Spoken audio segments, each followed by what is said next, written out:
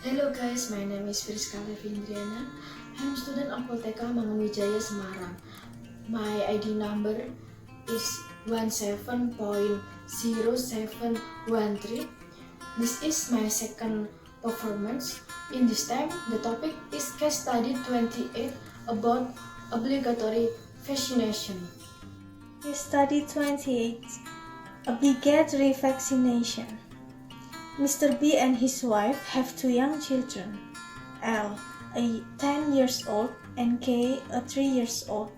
Mr. B and his wife are vigorously opposed to vaccinating their children and to vaccination in general, either as a private or a public health measure. In Mr. B's view, not only is vaccination harmful, but it's also a useless procedure with perhaps disastrous side effects. He asserts that he and his wife have a fundamental right to decide whether or not to vaccinate their children. It follows that he rejects the proposition that vaccination is a measure that is reasonably necessary to protect the public's health. L and K were refused entry to a child care center run by the council on the grounds that they were not medically immunized. From at least 1976, the council has had a policy that any child seeking to attend a child care center controlled by the council must be medically immunized before acceptance. Proof of immunizations is required on enrollment and after each immunization update.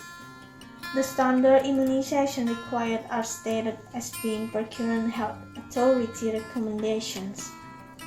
Mr. P and his wife are unyielding in their refusal to vaccinate their children.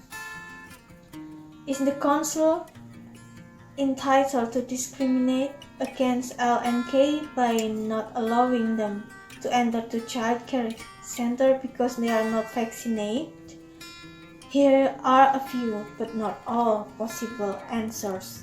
Discuss them as well as other possible answers. Identify ethical issues and decide which answer applies to you most, giving your reasons. Yes, the fact that the children are not vaccinated puts the other children at the child care center at risk. For the benefits of the other children, the children of Mr. B and Mrs. B must be barred from attending the child care center. No, discriminating against the children of Mr. B and Mrs. B by barring them from the child care center is unlawful. Every person has a right to determine whether or not to be vaccinated.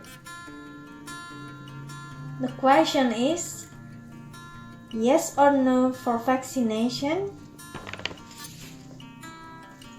What's your consideration?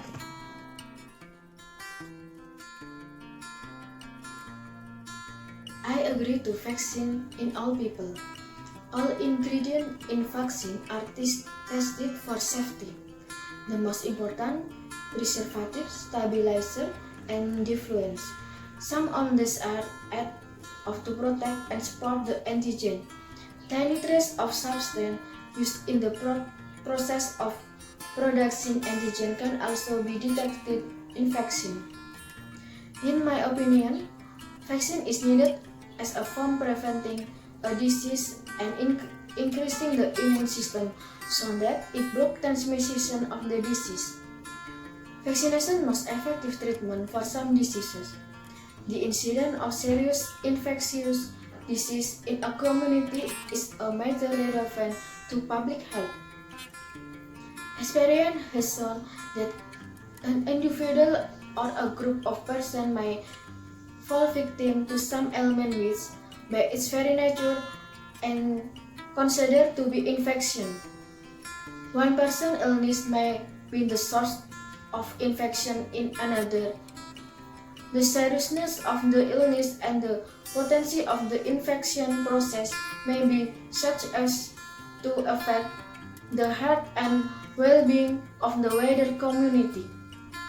In the process of balancing the risk is inquestionable desired that all children except those who are sick or who have pre-existing neurological or genetic condition be routinely immunized.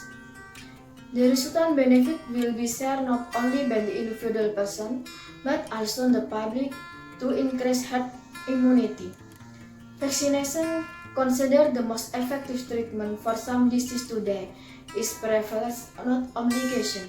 Therefore, people who don't desire vaccination will usually not receive it, but they must remember that there may consequences to not treatment and be willing to wear them. This is my opinion. Thank you.